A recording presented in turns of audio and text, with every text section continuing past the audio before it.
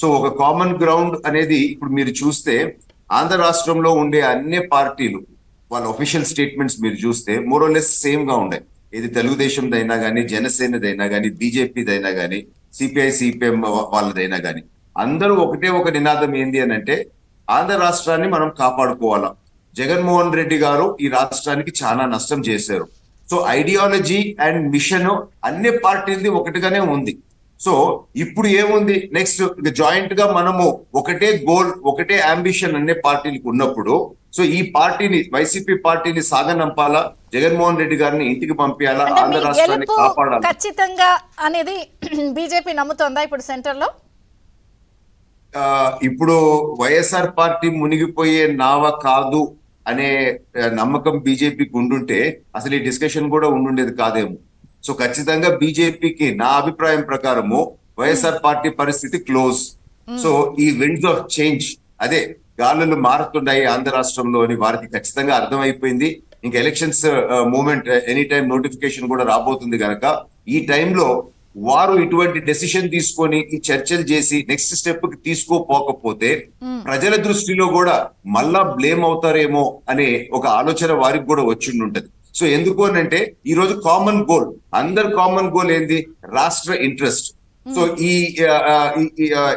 రాక్షస పాలనని సాగనంపాలి.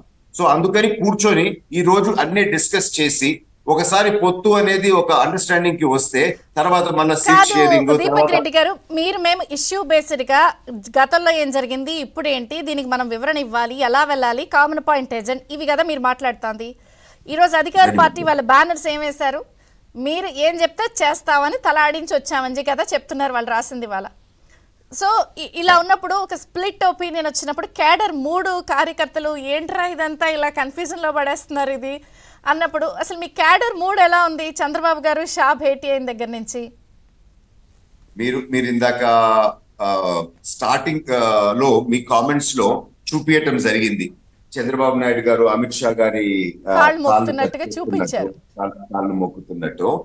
పాపము చాలా మందికి తెలియదండి, అమాయక ప్రజలు అది నిజమేమో అనుకుంటారు. కానీ యాక్చువల్ గా ఆ ఫోటో చంద్రబాబు నాయుడు గారు ఇంట్లోనే ఉండరు, అసలు అమిత్ షా గారిని కలవని కూడా కలవలేదు.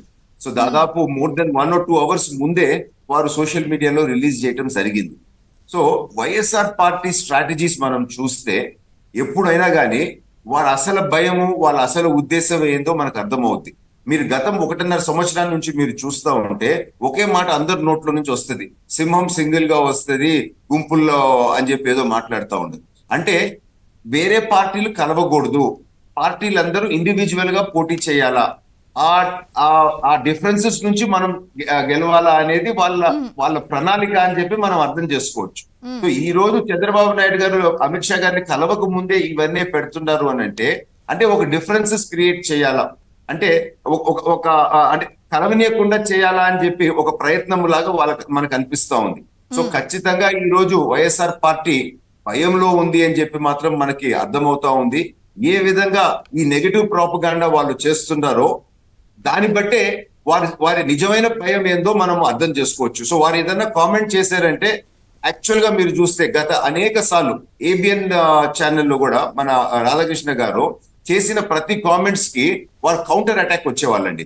ఏవి మీరు ఆ రూమ్ లో పోయి విన్నారా, షర్మిల గారు తెలంగాణలో పార్టీ పెడతారనో, లేకపోతే అక్క చెల్లెళ్ళ మన జగన్ షర్మిల మధ్య డిస్ప్యూట్స్ ఉన్నాయనో, ఇవన్నీ ప్రతిసారి ఏబిఎన్ బ్రేక్ చేసినప్పుడు న్యూస్ వారు కౌంటర్ అటాక్ వచ్చేవాళ్ళు. సో వారు కౌంటర్ అటాక్ బట్టే మనం అర్థం చేసుకోవచ్చు. అర్థమవుతుందిగా, మేము వార్తలు చూసి రాస్తామో కింద కూర్చొని రాస్తామో, కానీ మేము చెప్పిందే నిజం అవుతుంది, అదే మేము ఇస్తాం వార్త. మేము చెప్పాక వార్త అవ్వడం కాదు, అది జరగబోతుంది అన్నదే ఆంధ్రజ్యోతి రాధాకృష్ణ గారు వార్త ఇస్తారు. ఒక్క నిమిషం, అసలు బీజేపీది కూడా